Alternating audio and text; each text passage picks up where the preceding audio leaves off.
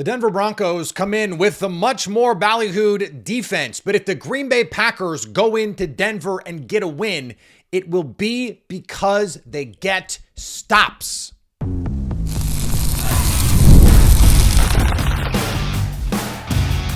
You are Locked On Packers, your daily Green Bay Packers podcast. Part of the Locked On Podcast Network, your team every day. You are Locked On Packers, part of the Locked On Podcast Network, your team every day. I'm Peter Bukowski, and I cover the Packers for The Leap, a newsletter I would love for you to subscribe to. Subscribe to Locked On Packers wherever you find podcasts. We are the number one Packers podcast on the internet and the show for fans who know what happened. They want to know why and how. Thanks to everyone who makes Locked On Packers their first listen every day. We hope you like starting your day with us as much as we like starting our day with you. I want to talk about Jeff Hafley because the smoke, the fire about him getting a head coaching opportunity has gotten really, really loud. This Packers passing offense and this Broncos passing defense, this is strength on strength. This is the matchup to watch, but I want to start here.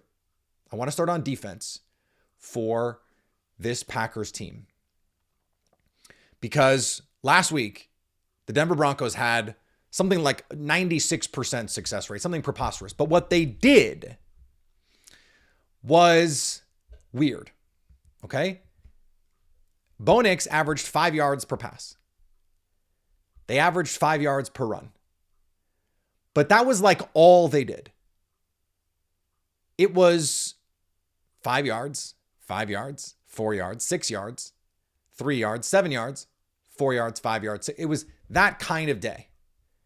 They had 3 scoring drives that took up more than or almost half the time of the entire game. And so this offense is not super explosive. They're not an elite explosive play offense. And the Packers defense is an elite explosive play defense. They do not give up explosives. In fact, the only team that gives up fewer explosives per game is playing in Denver. Okay?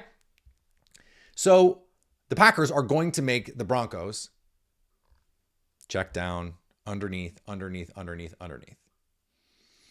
Well, that's all well and good. And they do have a good run game. They have a very good offensive line. But that's a hard way to live. It's a hard way to score points consistently. And one of the reasons why there are some consternating Broncos fans and why from the outside, the offense, for example, against the Raiders is that, oh, they didn't play great. It's this reason. They did not create any explosives. There was nothing aesthetically pleasing about it. And I got into it with some Broncos fans about this. And I made the point. If the Packers against an inferior opponent, I understand this game was 24-7 until late going.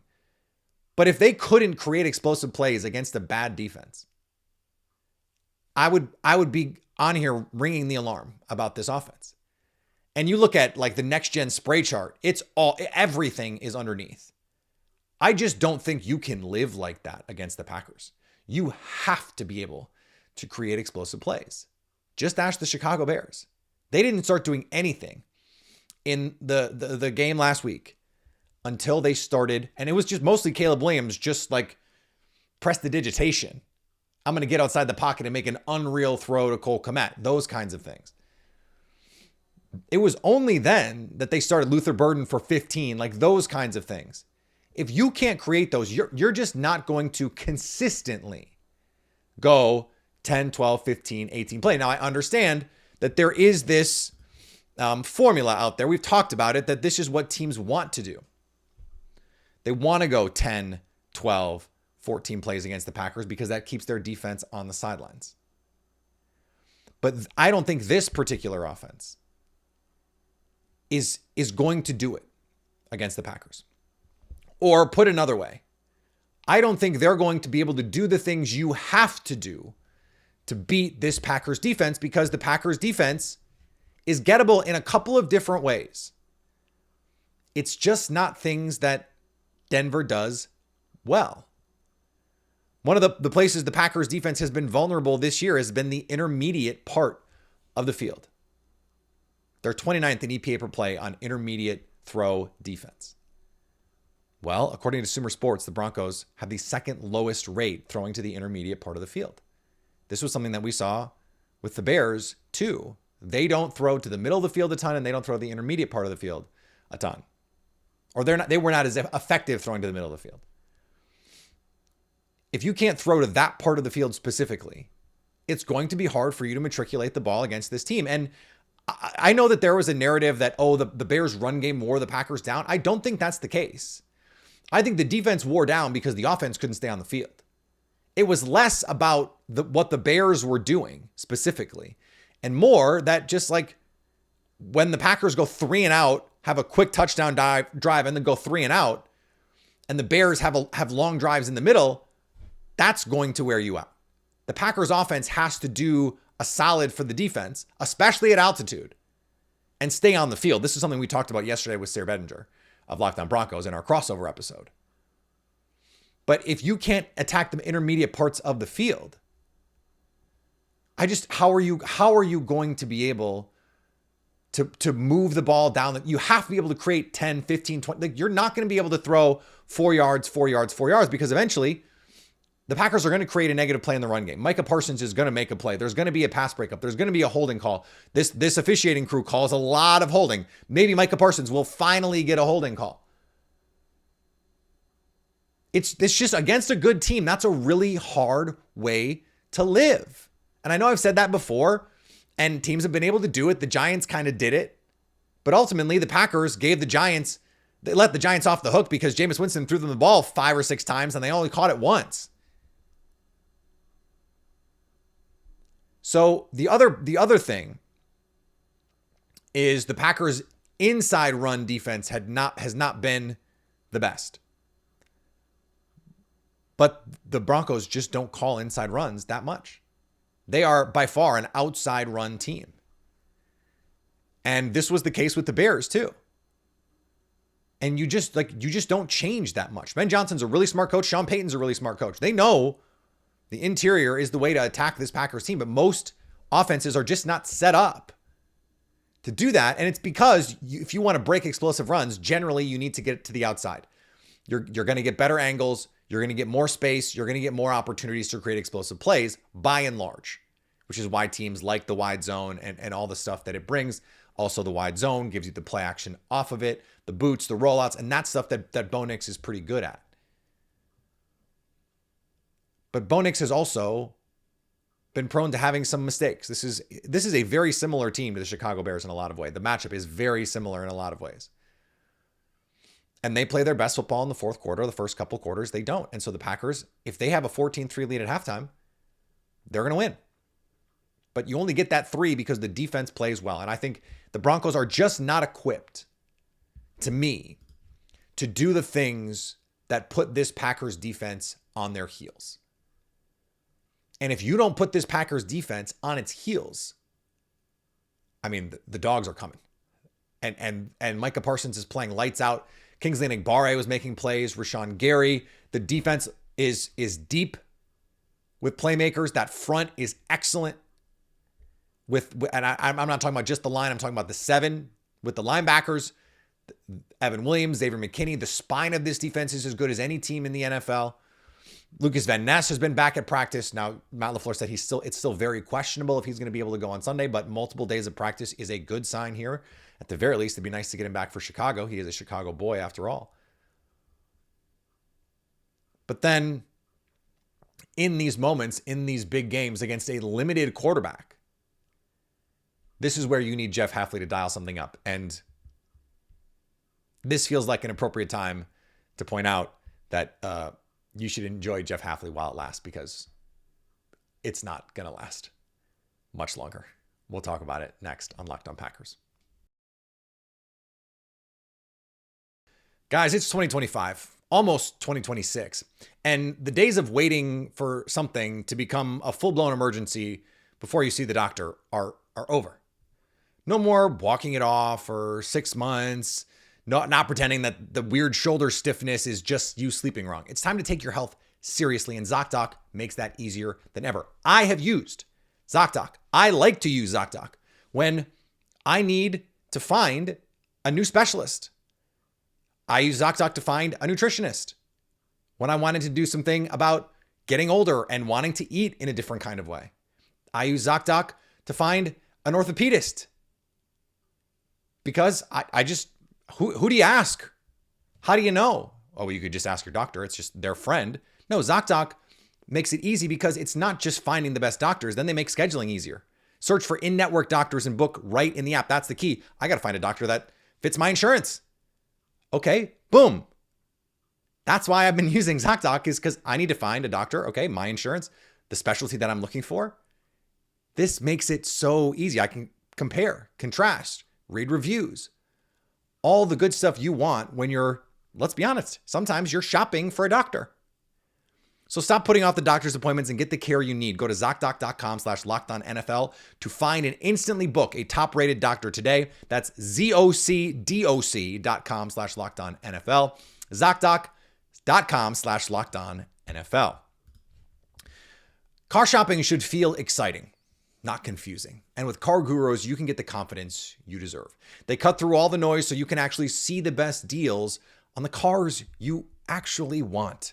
Because when it comes to a big purchase, you deserve the best deal. And Car Gurus makes the whole process simple by giving you real information, real deal ratings, and more listings than anyone else, so you can shop the way you want to. You'll love being able to filter by everything: mileage, trim, features, so you're only seeing the cars that actually fit what you need. Plus, having verified dealerships and upfront pricing makes the whole thing feel transparent and stress-free. Car Gurus connects you with trusted dealerships for a transparent and hassle-free buying process. And with over 4 million listings, the most of any major online automotive marketplace, you'll always find the best deal. Shop the way you want with tools, data, and unbiased deal ratings that make it easy. Buy or sell your next car at cargurus.com. That's CARGURUS.com. cargurus.com. We're getting to that point in the season where the lists are coming out. And me and Jason Hirschhorn, America's Guest, my co-founder over at The Leap, a newsletter I would love for you to subscribe to, we always joke that when the lists comes out of like, hey, keep an eye on these coaching candidates, it's always like every coach in the league. Like these lists always have 80, 100 people on them. And it's like, okay, thanks for really narrowing it down. And recently, now Connor Orr for Sports Illustrated, MMQB, I think his list had 40 guys. So it's a little, and maybe I miscounted, but I guesstimated about that. It was not as long as, I won't name any names, but some of the other ones like legitimately have 80 guys on them. And it's just sort of like, okay, so the coaches to watch are coaches. Like, what are we doing here? But there were multiple Packers defensive coaches named in here. Sean Duggan, the linebackers coach, DeMarcus Covington, the defensive line coach, and of course, Jeff Hafley.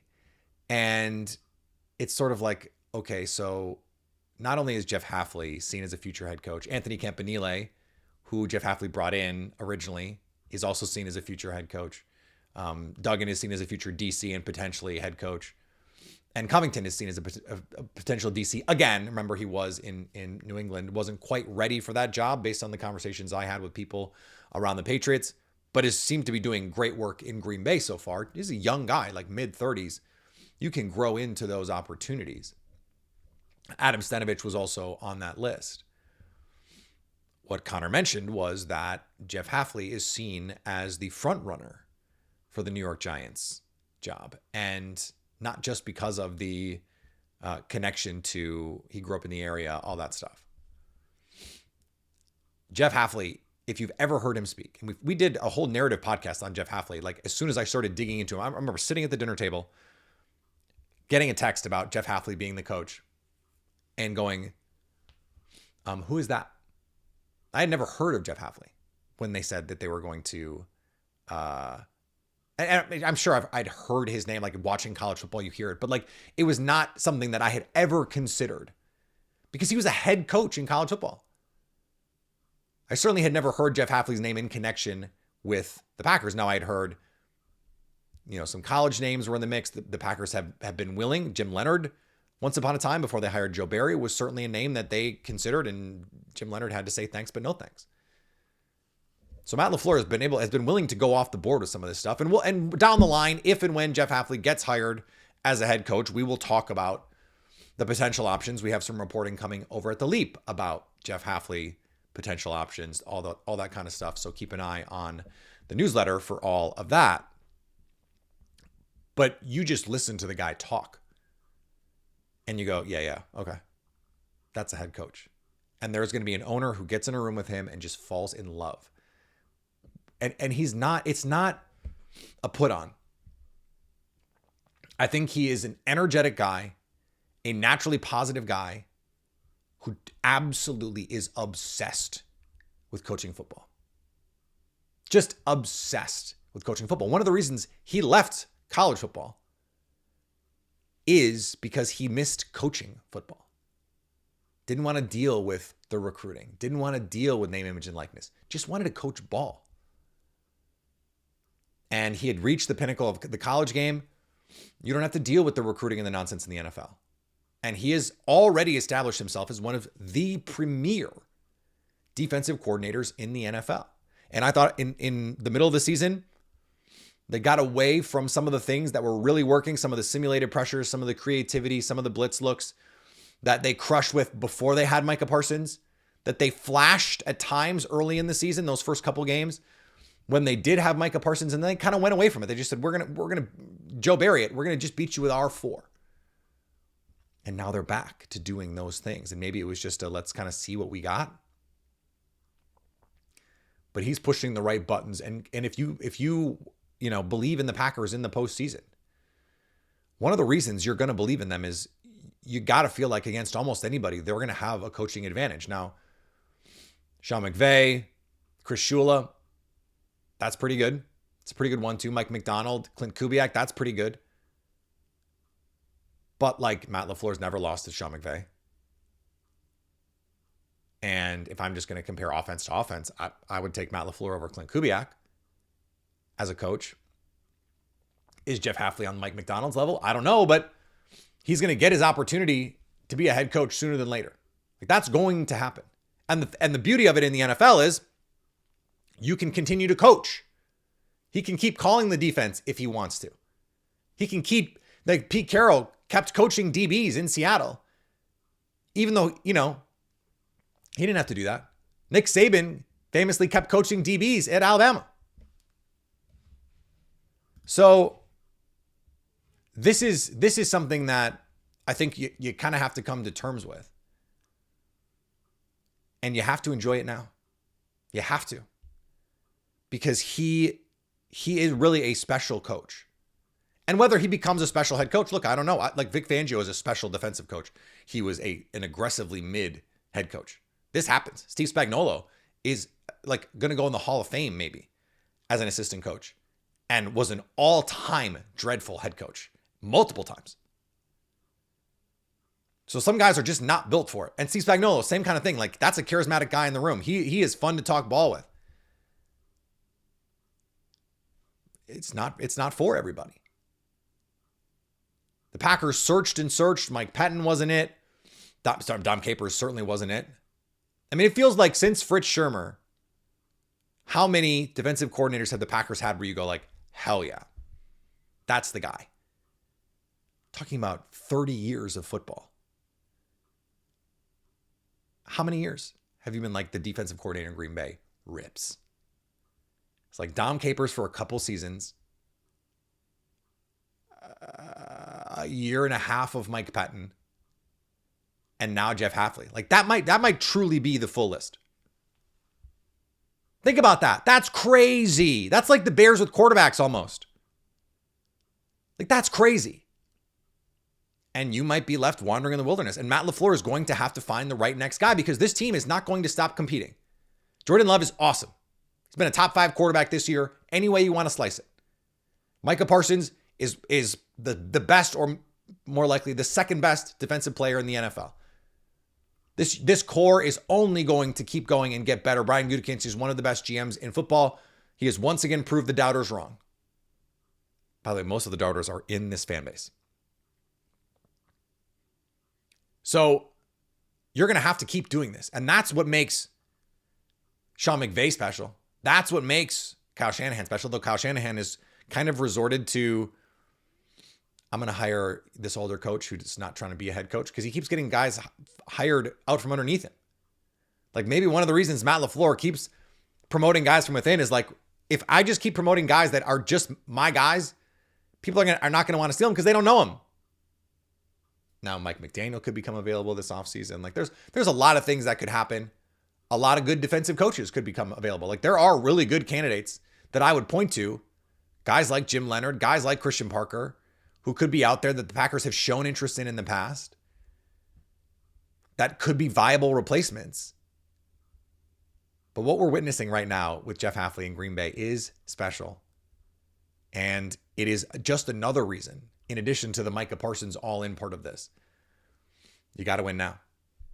You got to win now. Because whether it's this year or next year, Jeff Hafley is going to get one of these head coaching jobs. And so it's unlikely you're going to find a better defensive coach to replace him. Now, Sean McVay has done that. Like, he went from Brandon Staley to Raheem Morris. Raheem Morris got himself a head coaching job off that. And then you replace him with Chris Shula, and Chris Shula is going to get a head coaching job off that. So maybe Matt LaFleur can find another guy like that. But it's more likely it's going to be like what goes on in, say, Baltimore. A really good franchise, but they just, like, they can't get the offensive coordinator right. That's just going to be what happens. When you're an offensive coach, you're going to go through defensive coordinators, either because they're not good enough, or if they are really good, they're going to get hired away. Unless you have the Steve Spagnuolo, who's just going to be there forever, or the Vic Fangio in Philly. Like, he'll be there, I mean, for a while. Even if Nick Sirianni gets fired, wouldn't the next head coach want to come in and say, hey, Vic, it'd be great if you just stayed on and kept coaching the defense? Why would he not want to do that? Packers are not going to have that luxury, and they're going to have to figure it out. Now, talked enough about the defense. Let's talk about something much sexier. Let's talk about Jordan Love and this offense, a strength versus strength matchup. If you're the Broncos, do you have to change what you do? If you're the Packers, how do you adapt against this 4-man rush, against all the man coverage? We'll talk about it next. This episode is brought to you by Prize Picks. The holiday season is one of the best times for sports, bowl games, big basketball matchups, playoff pushes. It's all happening at once. And while we're all making choices every day, one of the most fun places to make the right call is Prize Picks, because Prize Picks will get you paid. Prize Picks is the easiest way to get in on daily fantasy. Just pick more or less on at least 2 player stat projections. Lock in your lineup and you're in the game. It's simple, fast, and available in 45 states, including California, Texas, Florida, Georgia. Plus the early payout feature, great bonus. When your lineup starts strong, you can get the option to cash out early. You don't even have to wait for it all. You just say, no, I'll just take my money. Deposits and withdrawals are quick and easy, which keeps everything flowing. And I love the stack feature, which lets you choose the same player up to 3 times in one lineup, like more on a QB's passing yards, touchdowns, and rushing yards. That could be your whole lineup. Download the PrizePicks app today and use code LOCKEDONNFL to get $50 in lineups after you play your first $5 lineup. That's code LOCKEDONNFL to get $50 in lineups after you play your first $5 lineup. PrizePicks, it's good to be right. Thanks for making Locked On Packers your first listen of the day, and thanks for making Locked On the #1 sports podcast network. You already live your team every day. Now take it up a level and go ad-free. Join the Everydayer Club and go to get Locked On Packers with no interruptions, members-only Discord access, and more, all for just $5 a month or $50 a year. Go to lockedonpackers.supercast.com or check out the link in the show notes to learn more. This is a great opportunity to prove it with your Everydayer status. And we love that you are here every day. This offense, I said in the open, the defense is going to have to get stops for the Packers to win. But ultimately, how do you win? You score more than your opponent, right? Have to do that part of it. As I look at these matchups, I go, okay, this is, by EPA per dropback, the best offense in the league. It's a top 10 defense, no doubt about it. Patrick Surtain is awesome, but he can't do everything. He can't do everything. He can't cover everyone. So you have to find the weak point. Now, this Packers offense is set up for this. I wrote about this today for The Leap, a newsletter I would love for you to subscribe to, about the test that this presents, because Patrick Surtain may be able to just, any guy that he's on, take that guy out. Let's just say. I don't think any cornerback in the modern league is that good.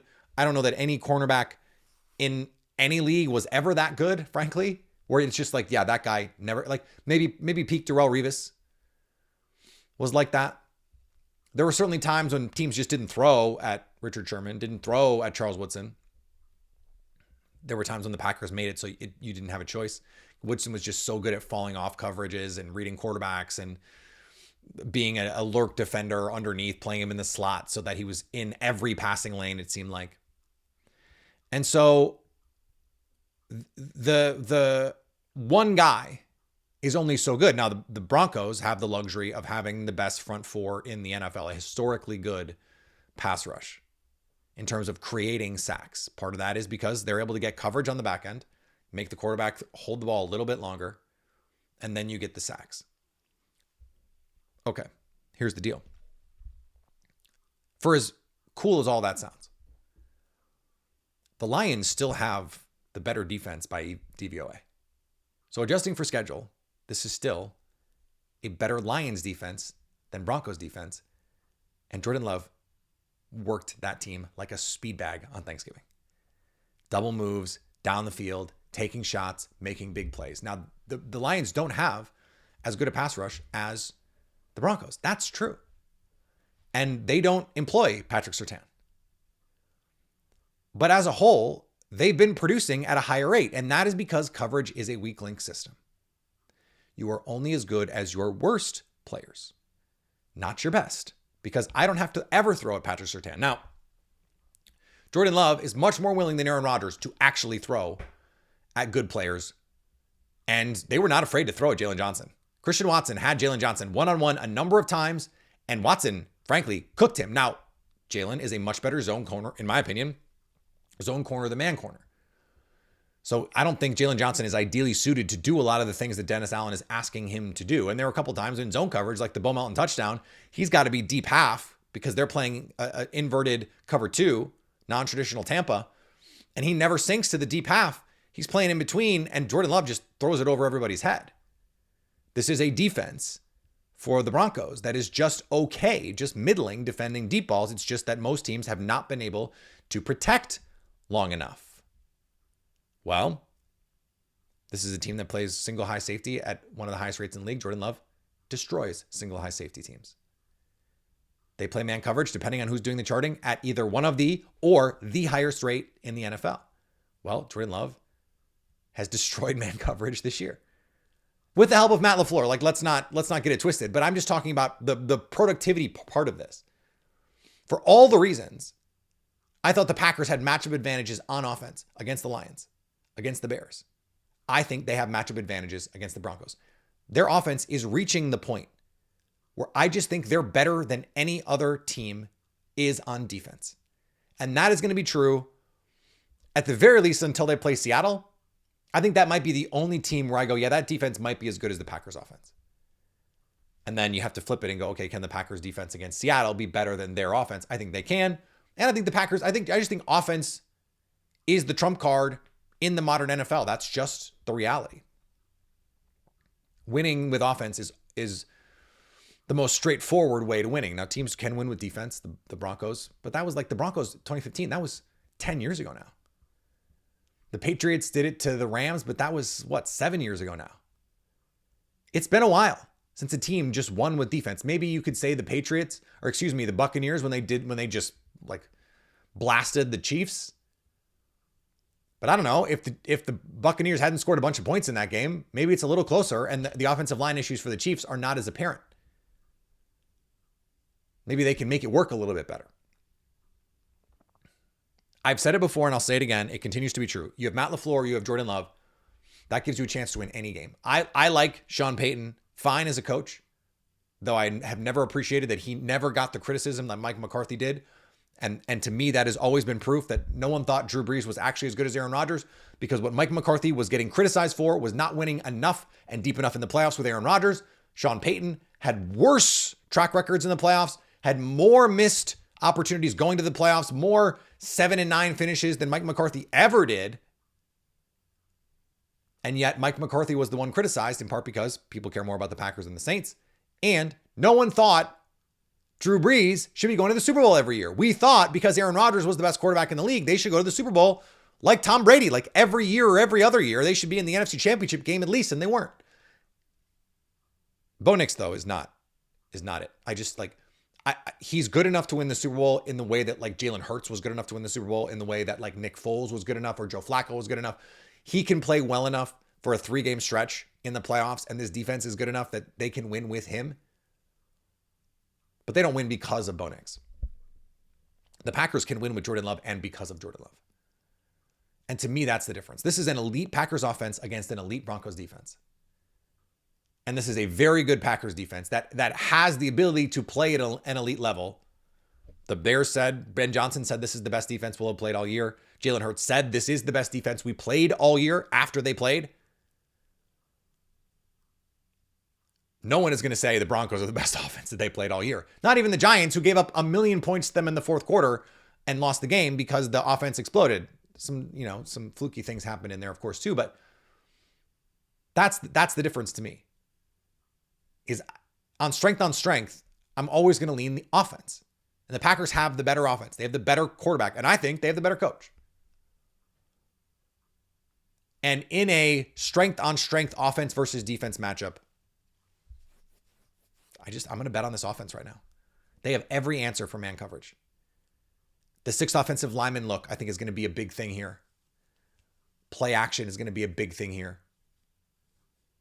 Being willing to throw the ball underneath is going to be a big thing here. Jordan Love being on his details with the blitz pickup, with protections. I loved what I saw from Jordan Love against the Bears. I'm identifying the blitz. I'm changing the route, Christian Watson. Now you're going to run this route, and now it's a touchdown. He hit Christian Watson twice for touchdowns on plays he changed.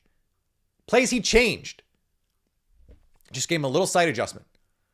Hey, it's 0. I want you to run this bender instead of this stop route. Touchdown. Hey, it's a heavy blitz look. I want you to run the slant instead of, I don't know what he was supposed to run. He runs the slant. Touchdown.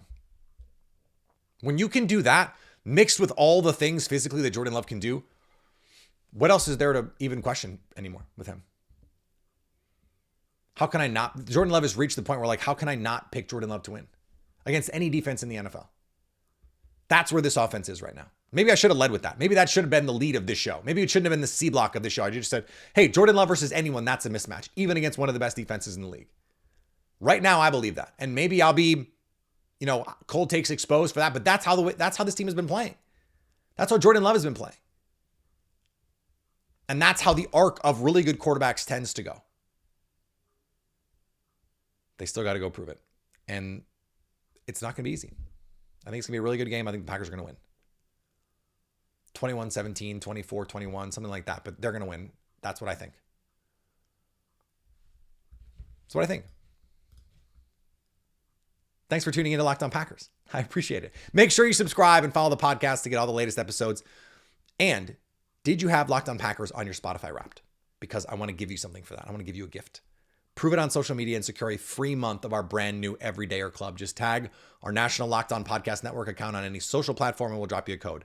Be one of the first to join the Everydayer Club to get your favorite show ad-free and exclusive access to our members-only Discord. For those of you on video, we'll send you to the first ever 24/7 national NBA YouTube channel. On audio, make sure you make your second listen Locked On NFL. And as always, stay Locked On Packers.